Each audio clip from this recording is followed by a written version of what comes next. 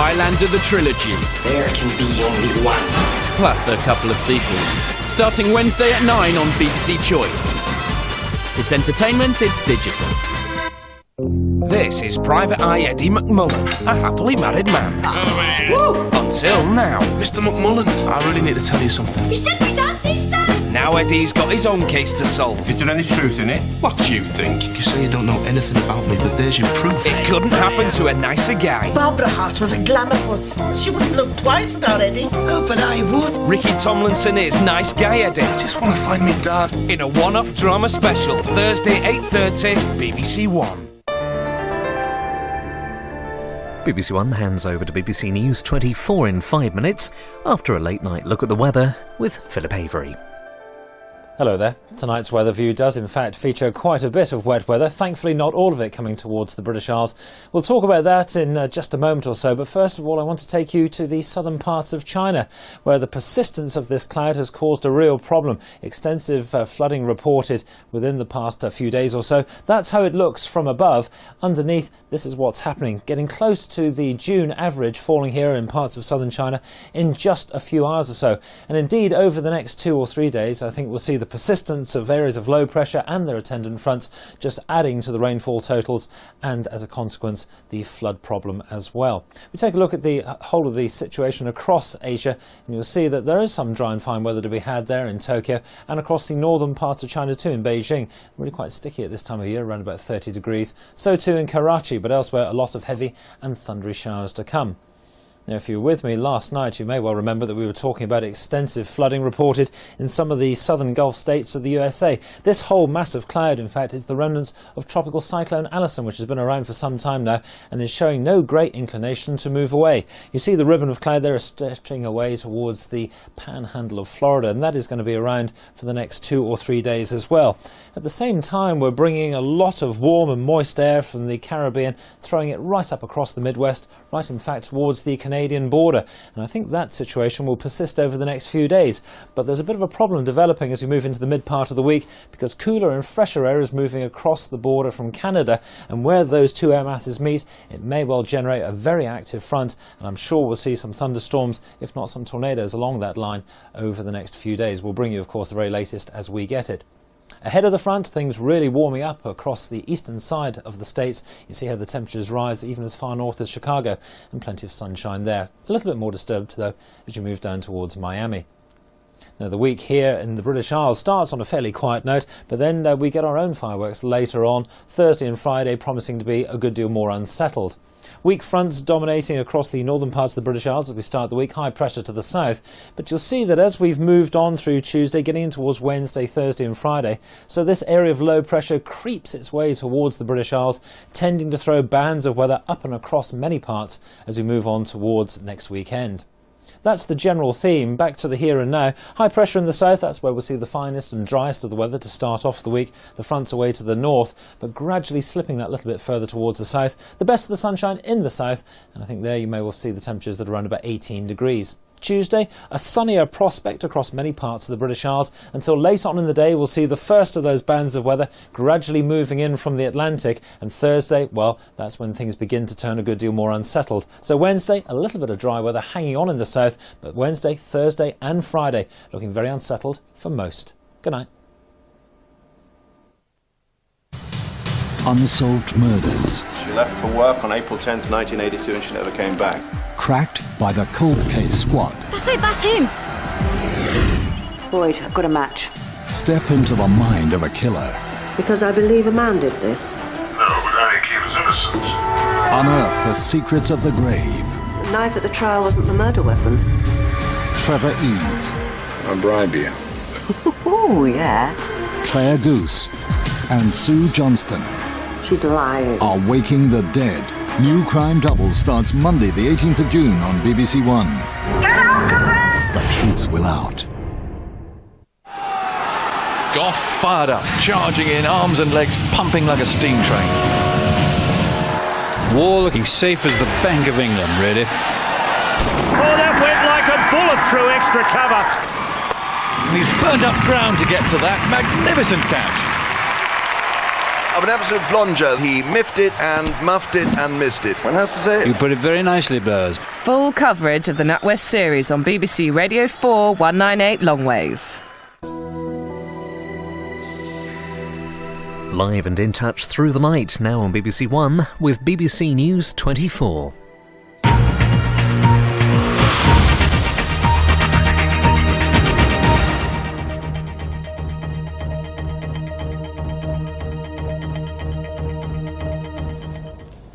The Oklahoma bomber Timothy McVeigh has less than 12 hours now before his scheduled execution.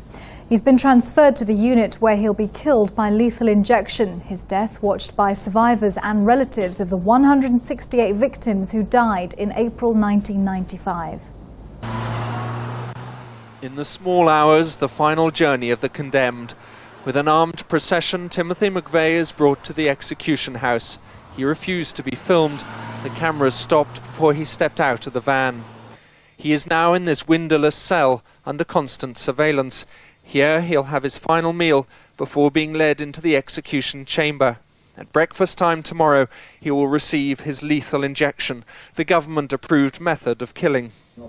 In these final hours, Timothy McVeigh is shutting down operations, in his words. He has said goodbye to his family, given away his possessions, and received his last visitors from the outside world, his lawyers. He's in very good spirits. He's upbeat, he's not at all morose, he's I think, prepared to die. 168 people died in the bomb detonated by McVeigh in Oklahoma City. Survivors and relatives of the dead will watch his execution on a special live TV feed. No recording will be made. McVeigh will go to his grave a contradiction, the product of a reasonably happy middle-class upbringing. In the Gulf War, he fought for his country, only to turn against it. He was convinced his act of terror was a strike for freedom against an evil government. They're gearing up here for large protests for and against the execution. All this publicity has certainly increased America's awareness of the death penalty. There is an execution in this country on average every 3 days. Very few of them are ever remarked upon or reported. Tom Carver, BBC News, Terre Haute, Indiana.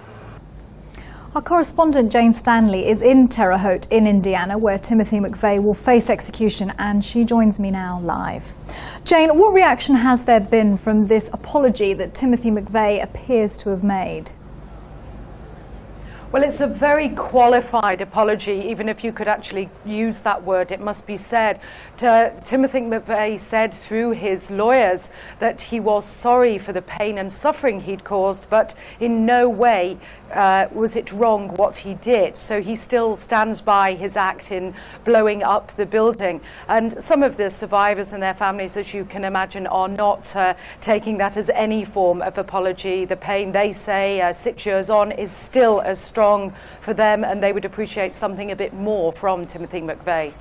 We know that he has actually been moved to a cell close to the execution chamber. What will be happening, Jane, in the next few hours?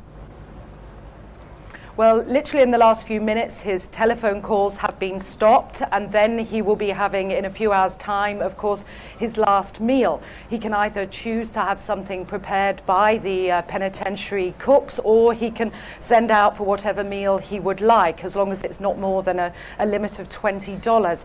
After that, it's very much the visit from the lawyers. He can have a visit from a minister or a spiritual leader if he wants, and then, of course, he will be moved about half an hour before the execution, which is in about 12 hours' time, of course, to the room where it will take place. He's due to be executed at 7 o'clock local time. Is there any chance, do you think, that he might get a last-minute reprieve? I think that is very, very unlikely because, of course, he himself didn't appeal to the Supreme Court. He hasn't pleaded for clemency to the president. And, of course, George Bush himself, when he presided over Texas as governor, saw the highest level of execution in any state in this country. About half of last year's executions took place in Texas. So there is always, of course, the outside chance the president can give clemency, but nobody is expecting that at all. And Jane, obviously this execution is going to get huge coverage in the United States. Has it triggered a whole debate there about the pros and cons of the death penalty? Well, the debate was going on, but I think that this certainly has brought the death penalty debate more sharply into focus. And I think people are looking around the country at, say, Illinois, for example, the neighbouring state to here in Indiana, where the governor has put a moratorium on executions because he's had to release 13 people from death row because their convictions were not secure. I think as well the FBI disgrace over this case and the recent spying case has brought the issue of the administration of law and order and of justice in this country into some form of debate. So certainly for the protesters who will be gathering here on both sides of the debate, they won't be the only people who will be raising this issue of is the death penalty correct and should it be administered in this way. Jane Stanley in Indiana, thank you very much. Torrential rain is causing havoc in the US state of Texas. At least 3 people have died. Thousands more have been made homeless. America's 4th largest city, Houston, has been brought to a virtual standstill by 35 inches of rain. The city of Houston is submerged underwater. The torrential rains have turned roads here into rivers. The water levels so high, even lorries were trapped.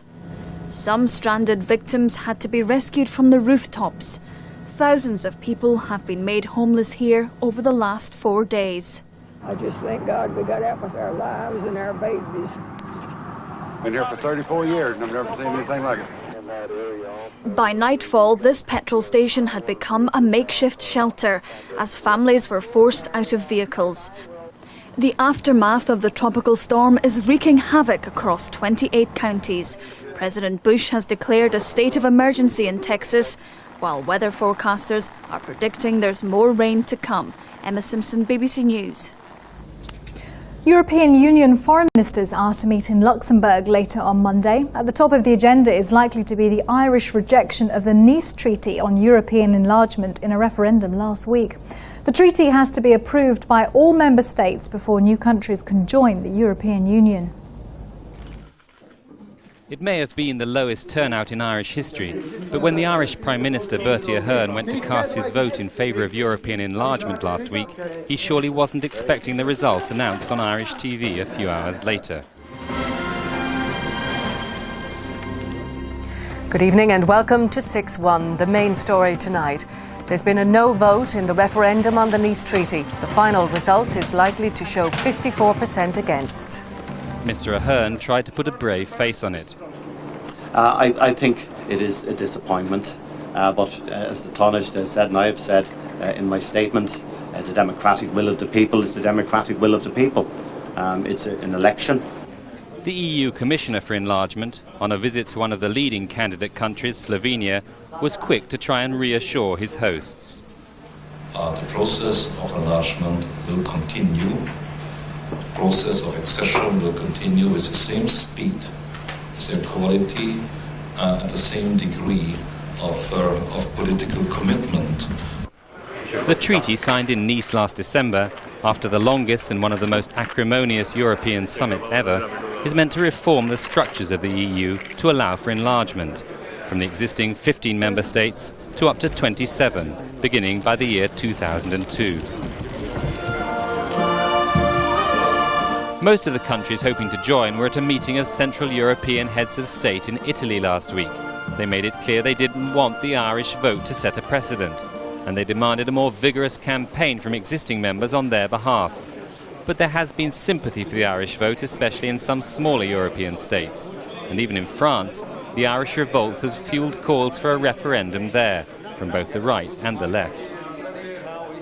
If the President and the Prime Minister who negotiated it want a real European debate, we need a referendum. We need the French people, like the Irish, to express their opinion on this treaty.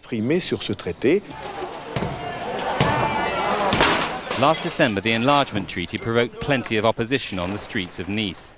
The foreign ministers meeting in Luxembourg today will have to judge whether the Irish rejection is another indication of widespread dissatisfaction amongst European citizens, or more of a momentary blip based on local issues and boredom. Ian Bruce, BBC News. This is BBC News, a reminder of the headlines. International efforts to strengthen the fragile ceasefire in the Middle East are stepped up. Macedonian forces brace themselves for a rebel attack on the capital, Skopje. And still to come, the Grand Old Duke, Britain's Duke of Edinburgh, the husband of the Queen, celebrates his 80th birthday.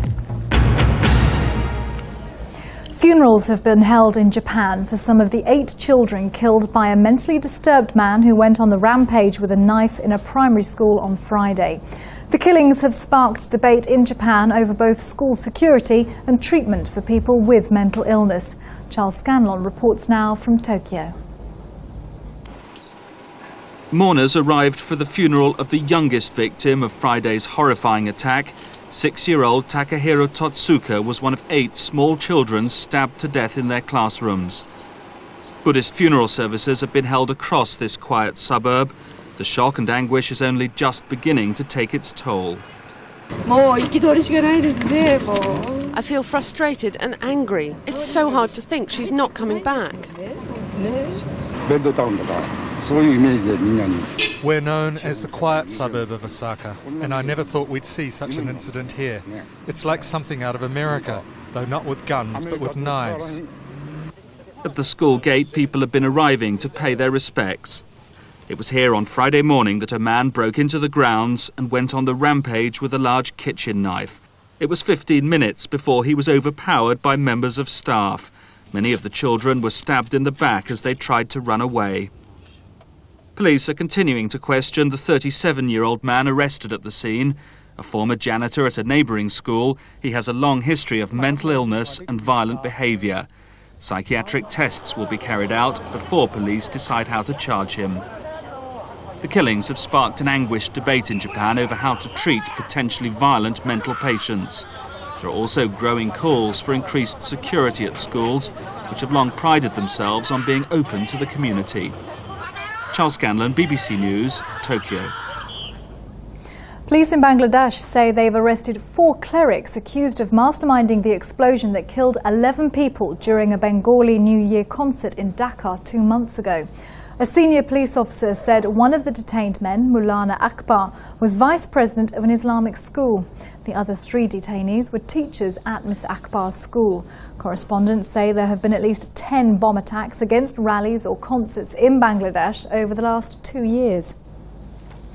Reports from Ghana say there are growing tensions between the former president, Jerry Rawlings, and the man who replaced him in office in January, President John Kufuor. Ghanaian security police are said to have twice surrounded Mr. Rawlings' home since Friday. An aide for Mr. Rawlings said the police had tried to seize a car from the property. The authorities gave no details about the operation. Several days ago, Mr. Rawlings warned that Ghana's armed forces were discontent and could turn against Mr. Kufuor. Demonstrators have marched in the Spanish capital Madrid protesting against a visit by US President George Bush. About 1,000 people demonstrated against American policies on global warming, missile defense and the US embargo against Cuba. Mr. Bush is making his first visit to Europe this week amid disagreements between Washington and governments in Europe over a number of issues. He'll join a European Union summit later in the week and hold talks with Russia's President Putin. Rail services between the capitals of Croatia and Bosnia have resumed after more than 9 years. Passenger trains stopped travelling between Sarajevo and Zagreb at the beginning of the Bosnian War. This was a moment to remember, definitely one for the family album. It's taken more than 9 years of both war and peace, but the train now leaving Platform 1, bound for the Croatian capital Zagreb, is a major breakthrough for the people of Sarajevo.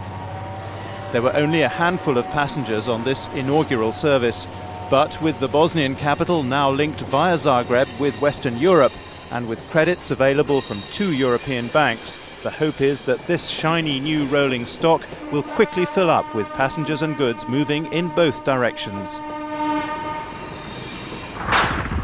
More than 3 years of war in the mid-1990s laid waste to much of Bosnia.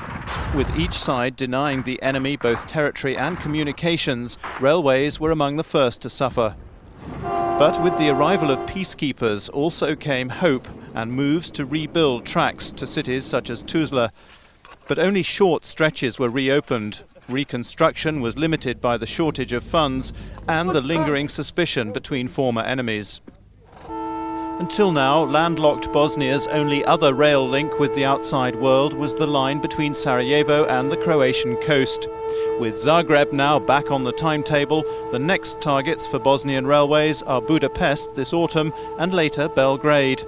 Jim Fish, BBC News. Italy's new government will be sworn in on Monday, the country's 59th since the end of World War II. Prime Minister-elect Silvio Berlusconi has given cabinet posts to members of the separatist Northern League and the extreme right-wing National Alliance. The foreign minister's job has gone to the former head of the World Trade Organization, Renato Ruggiero. The centre-left opposition coalition has called it a disappointing and embarrassing government. A second chance for Silvio Berlusconi, Italy's Prime Minister again, 7 years since he was forced from power after just 7 months in office. President Carlo Ciampi approved his list of cabinet ministers and with it a big lurch to the right. Berlusconi is a billionaire tycoon and a fan of the free market. His allies lie even further to the right. Gianfranco Fini, head of the National Alliance, the successors to Mussolini's fascist party, will become deputy prime minister. That had been expected. But many were surprised by the choice of another populist politician, the leader of the Northern League, Umberto Bossi. He once campaigned openly for Italy's richer northern areas to secede from the rest of the country. He's moderated his language now, but as Minister for Devolution, he'll have to tread a careful path. Both men are known for their hostility to immigrants, and elsewhere in Europe, some have compared them to Austria's far-right Freedom Party, led by Jörg Haider. But unlike Austria, no government has yet threatened to impose sanctions on Italy. They'll be comforted by the choice of foreign minister, the former World Trade Organization boss, Renato Ruggiero, suggesting Italy will remain just as committed to the EU.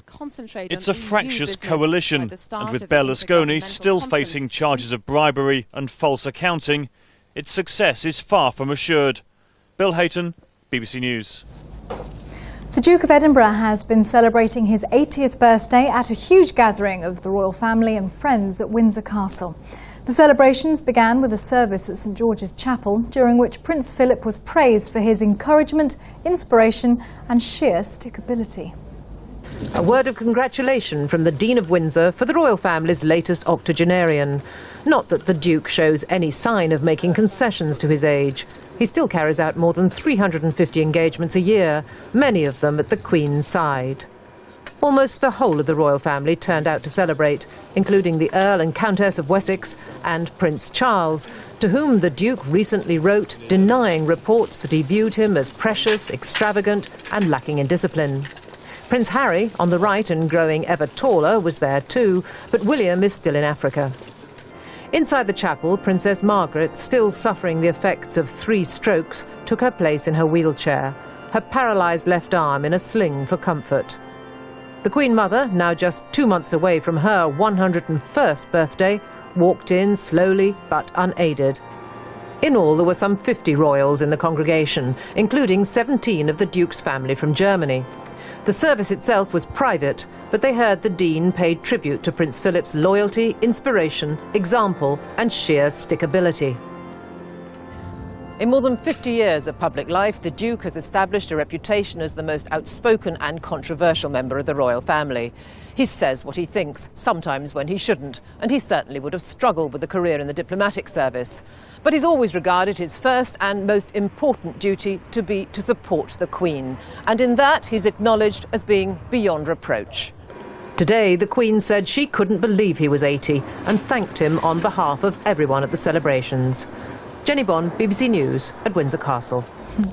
And the main news this hour, the head of the American CIA has held separate talks with Israeli and Palestinian representatives in an effort to persuade them to accept his proposals.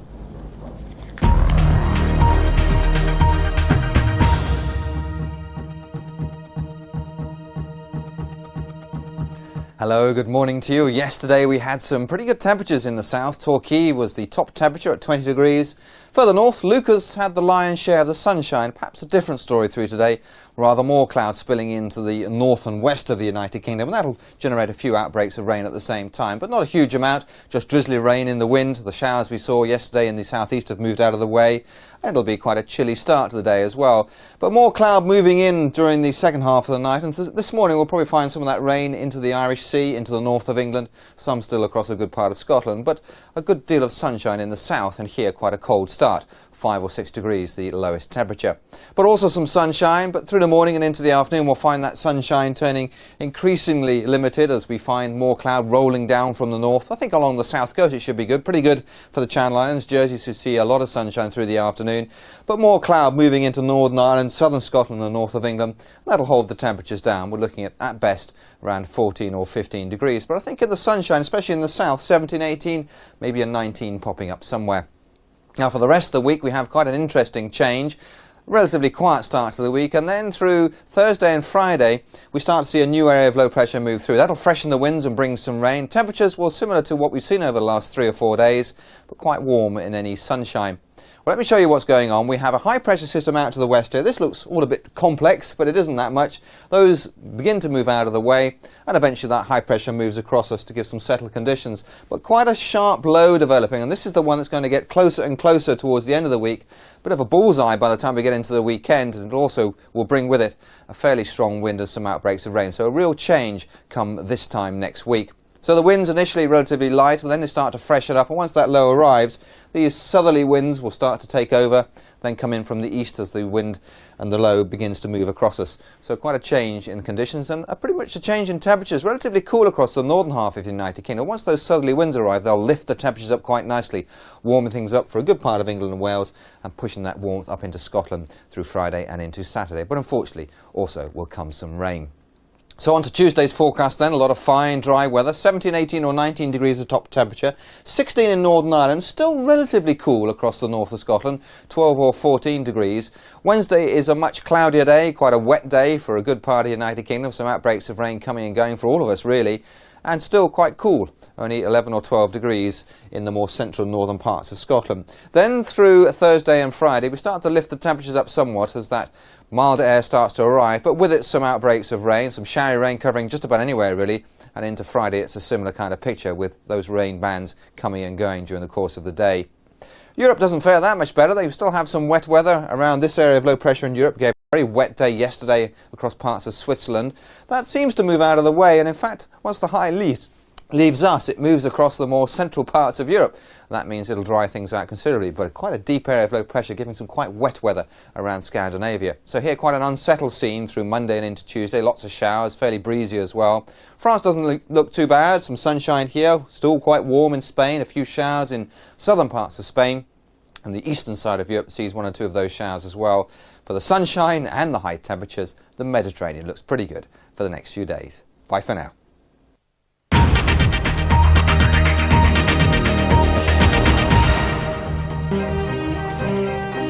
Businesslike,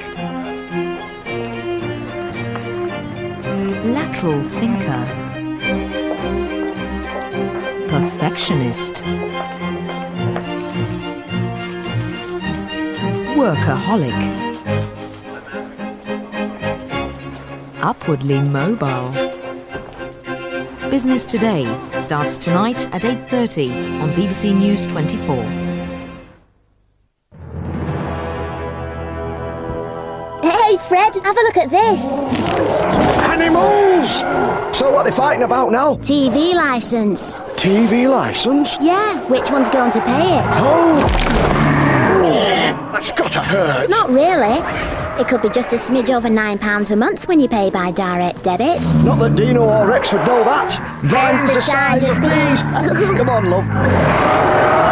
Oh, get her. Don't be a dinosaur. There's an easier way to pay for your TV licence. Direct debit. Call now for details on 0800 328 2020.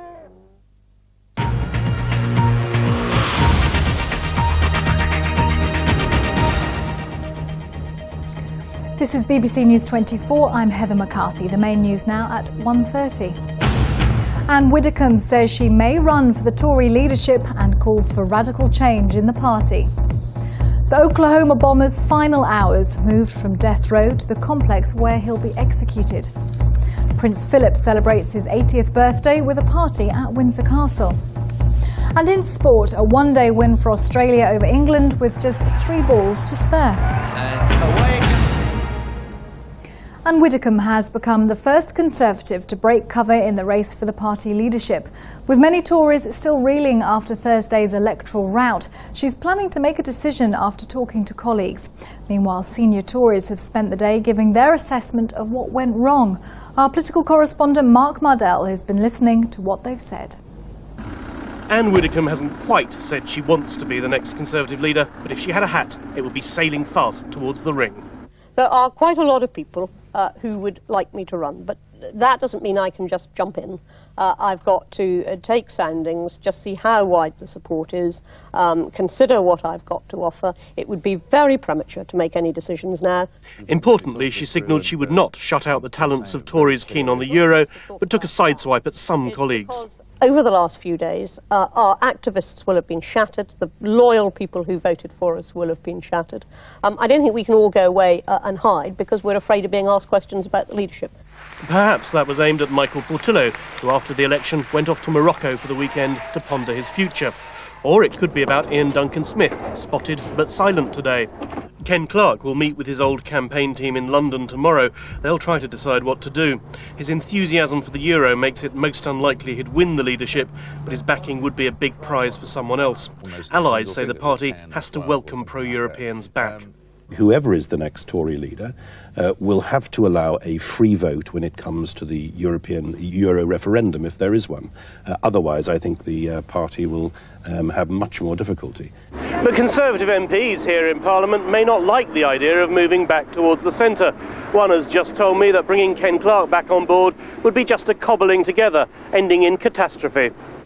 One of the Conservatives' few election night success stories was Andrew Rossendale and his dog Spike, taking Romford off Labour. He thinks the problem was the party's line on the euro was too soft. No Conservative government that believes in the nation can ever give away control of its currency and abolish the pound. And I think we have to be clear about that. It is a matter of principle. Labour needs no post-mortems. Tony Blair left Chequers, having spent the day working out who he'll promote and who he'll fire in the junior ranks of government. Mark Mardell, BBC News, Westminster. The Europe Minister Keith Vaz has been admitted to hospital suffering from an infection.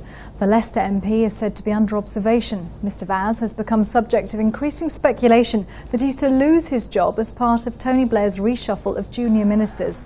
He's faced criticism over his dealings with the Parliamentary Commissioner for Standards and over claims that he failed to declare all his property holdings.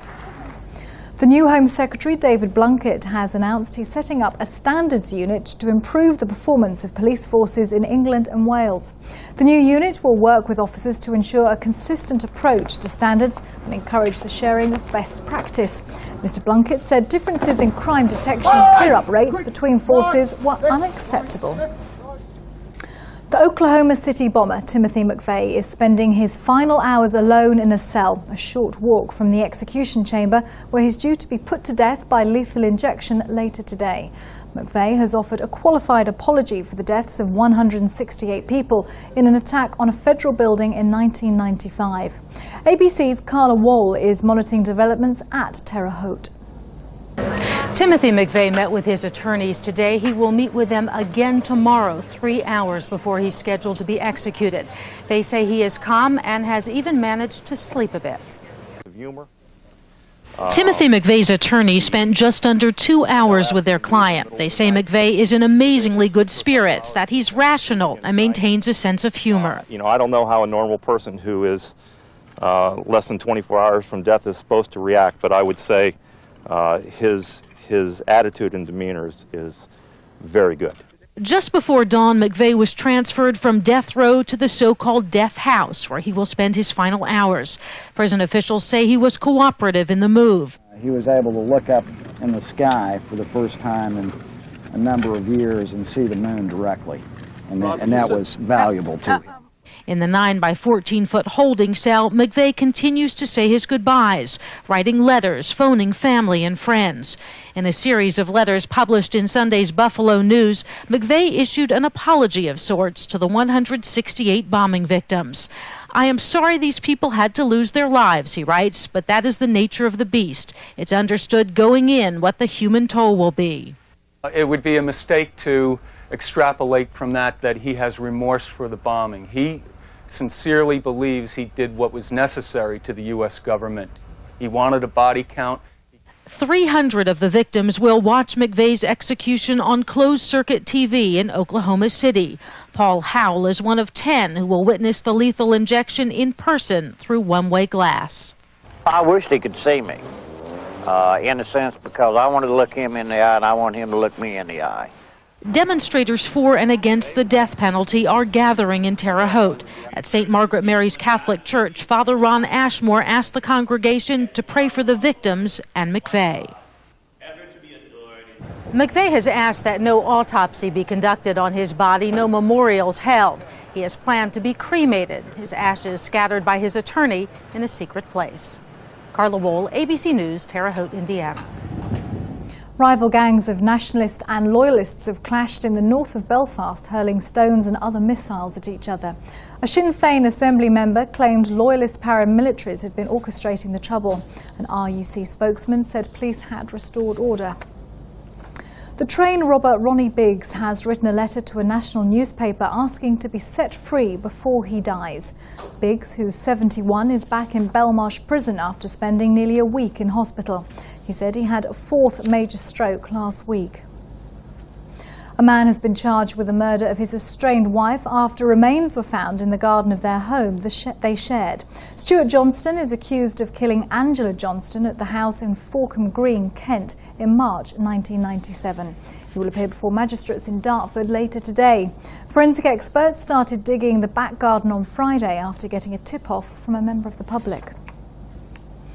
The Palestinians have rejected a key element of the American plan to secure a lasting ceasefire with the Israelis. They said they would never agree to arresting Islamic militants. The Israeli Foreign Minister Shimon Peres, however, welcomed the American proposals. Meanwhile, the funerals of 3 Palestinian women killed by Israeli tank fire have been held in Gaza.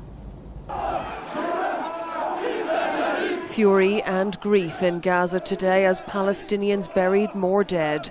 Here, the funeral of 3 Bedouin women, one just 17.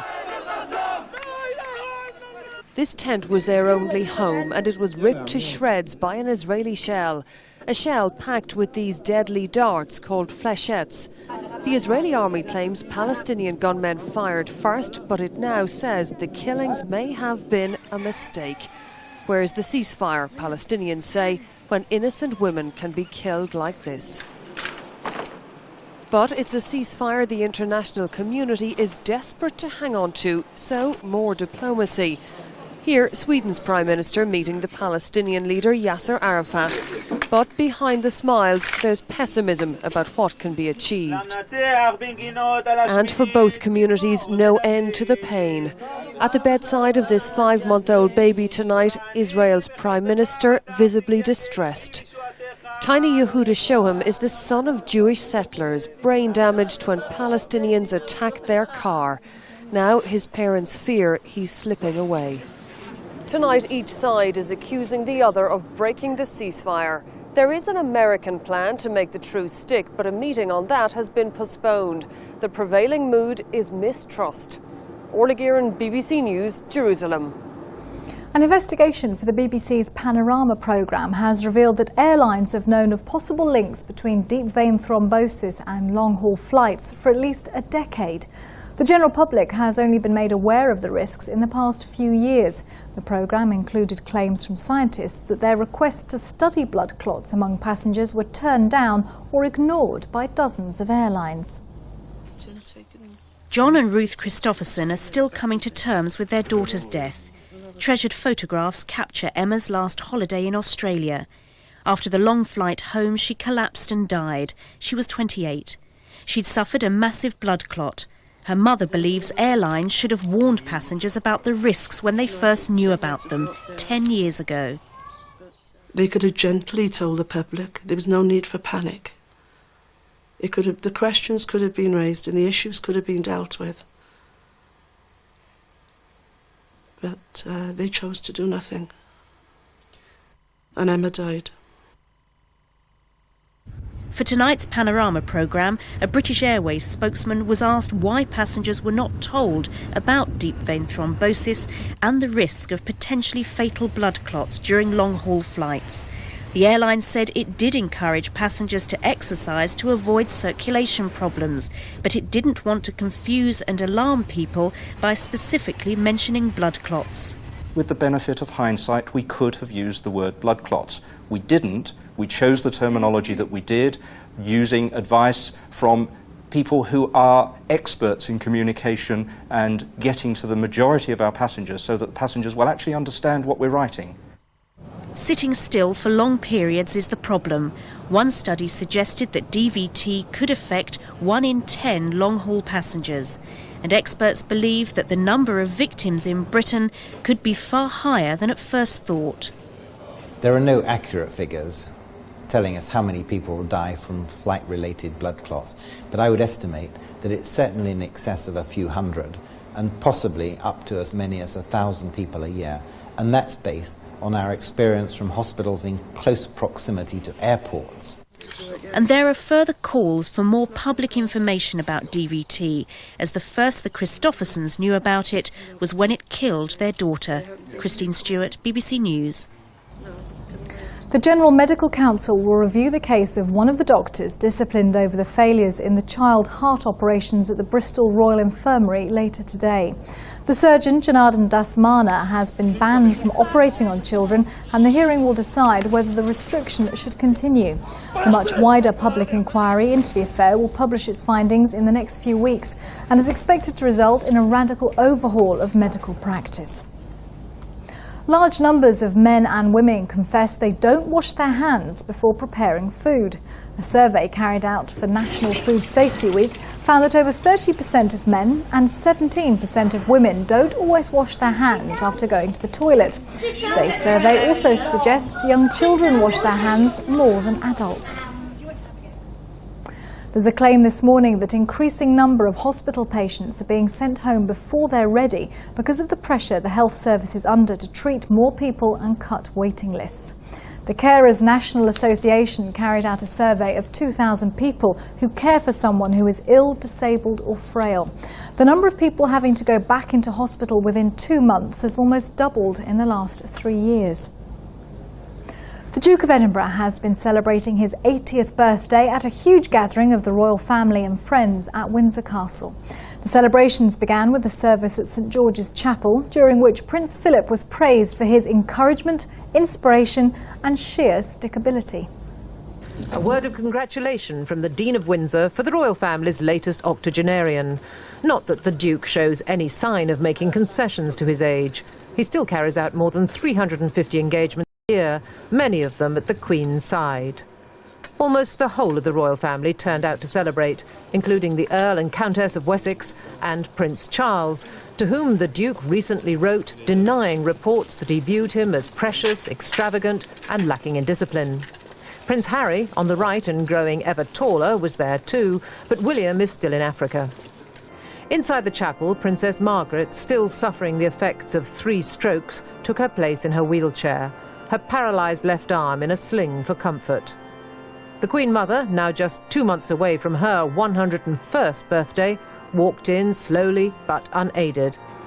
In all, there were some 50 royals in the congregation, including 17 of the Duke's family from Germany. The service itself was private, but they heard the Dean paid tribute to Prince Philip's loyalty, inspiration, example and sheer stickability. In more than 50 years of public life, the Duke has established a reputation as the most outspoken and controversial member of the royal family.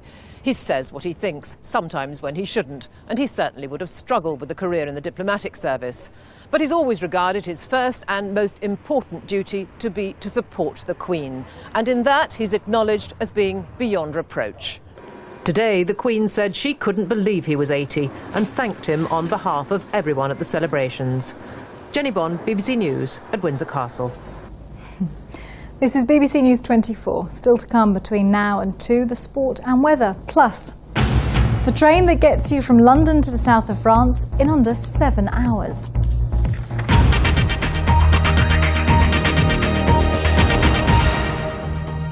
Breaking the news. Our mandate is to carry on the work that we started. The turnout was the worst since 1918. I've decided to step down as leader of the Conservative Party. A doubly historic night for the Liberal Democrats. 24 hours a day, BBC News 24.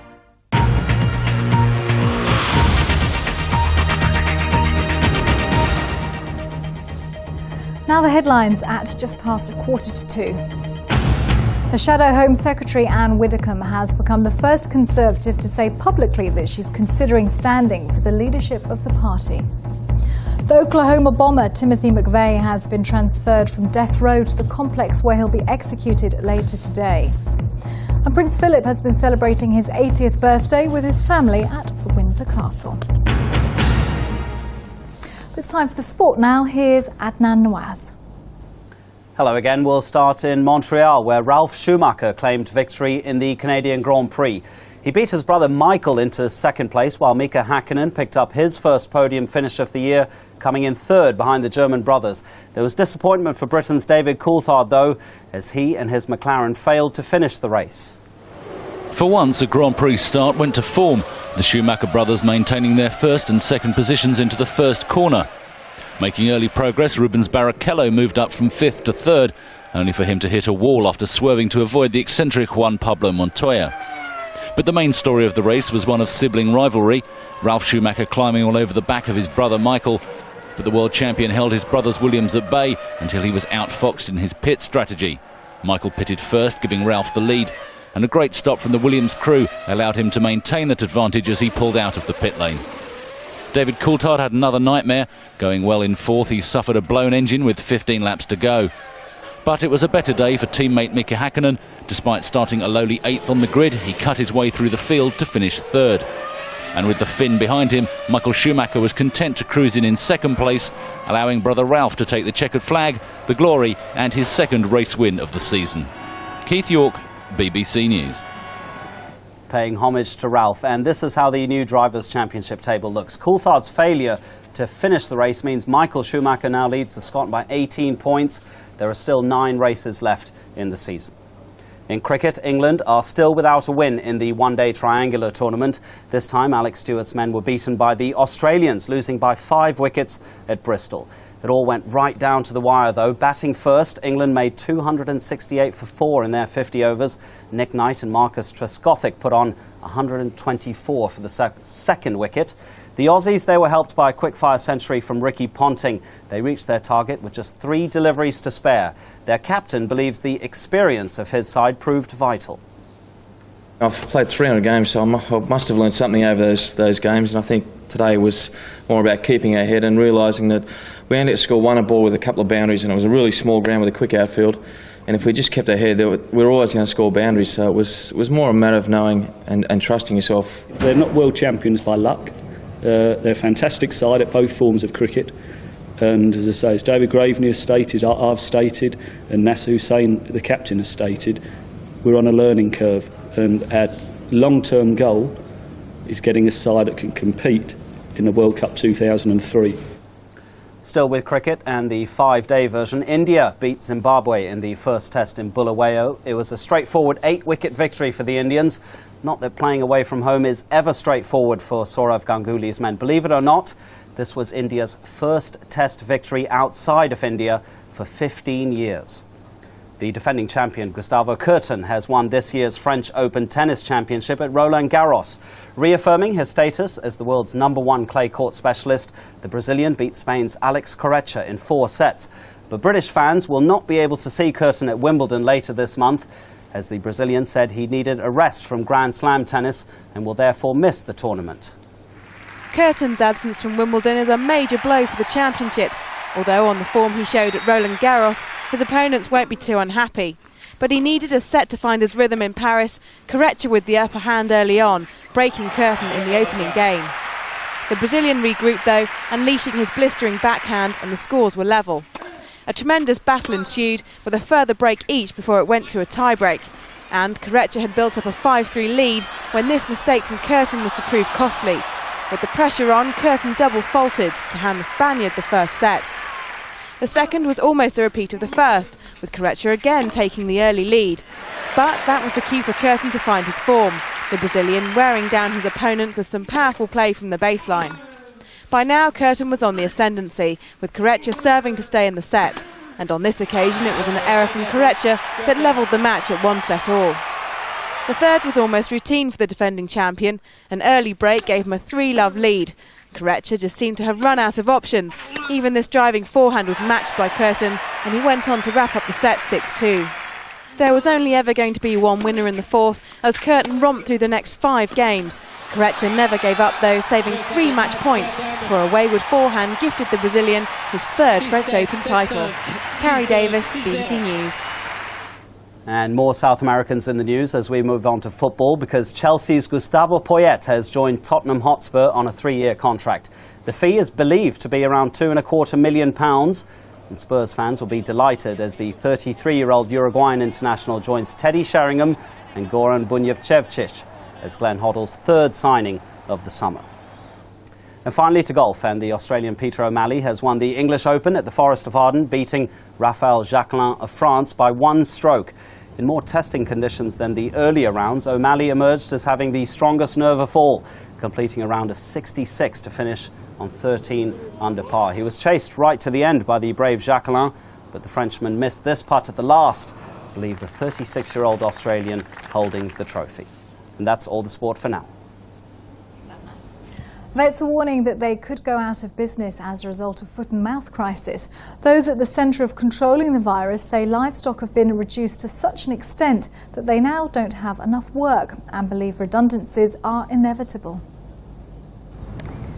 One of the legacies of foot and mouth, a landscape shaped by grazing animals, left empty by the slaughter of millions of cattle and sheep. And while farmers weigh up if they can afford to restock, others are also worrying about their livelihood. Matt Coulston is one of the vets who's been working as a temporary inspector for the government during the outbreak. It brings in £250 a day, but that work is coming to an end. Colleagues of mine in other practices have lost 90% of their farm animals, and unless there is some significant restocking in the near future, they're going to be struggling through the winter. Rural communities have seen businesses close as a result of the crisis. Now there are warnings they may lose their vets. We could be looking at a shortfall of anywhere between 80, perhaps 100 veterinary posts over this next period of time in those farm animal practices. And now there are concerns hard-pressed farmers may try to save money by calling out their own vets less often, with consequences for animal welfare.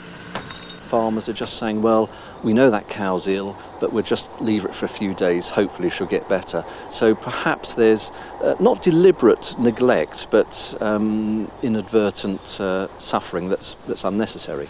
The grim effects of foot and mouth have brought home that disease on farms can have a much broader impact, and one which many don't want to see repeated. Bronwyn Jeffries, BBC News. British tourists can now take the train from London to the south of France in under 7 hours.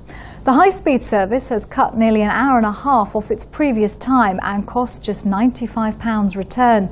It's prompted talk of a price war with low-cost airlines. Our journey begins at Waterloo's Eurostar terminal, destination Marseille, 770 miles and now less than 7 hours away. John O'Groats is 100 miles closer, but a good 12 hours by train. Chugging through the Kent countryside, it's a leisurely start, but Eurostar hopes the new high-speed line on the other side of the Channel will open up France to millions of British travellers. It should be a good reason for British people to go to Avignon, Provence, Luberon, Ardèche. It will be, I think, a tremendous experience for British customers. We're through the tunnel, and as we pass through the fields of northern France, the train picks up speed, reaching 186 miles an hour. Paris marks the halfway point of our journey and a change of stations to catch the new TGV. A simpler alternative is to change platforms at Lille. Once on board, TV monitors keep track of the journey. With 7 new viaducts to ensure the train doesn't lose speed, the line cost £2.5 billion, pushing the state-owned company SNCF further into debt and tempering French pride in their achievement. We're travelling at over 180 miles an hour now, and an hour and a half after leaving Paris, we're already 300 miles towards Marseille. SNCF is hoping the speed, cost and convenience of this journey will attract people who are used to taking the plane. But the airlines are staunchly maintaining that they still have the edge in the journey to the south of France. At just under 7 hours, it's a very long time to sit on a train. Prices from £60 or so with all of the low-cost airlines. That's where the competition is, and I don't believe the addition of the train service will make that much difference. But France has lofty ambitions for this line, talking of direct services from London through to Barcelona, Strasbourg and Turin. A little under 7 hours brings us to Marseille. It's still a long trip from the UK, but privately airlines admit the new TGV is going to give them a run for their money. Jane Hughes, BBC News, Marseille. Nice sunshine there in Marseille. Well, I'll be back with a full bulletin of world news in a couple of minutes' time. First, the weather with David Brain. Hello again and good morning to you. Yesterday we had some pretty good temperatures in the south, 20 degrees in Torquay, and also some sunshine in Scotland. Lucas having over 15 hours worth of sunshine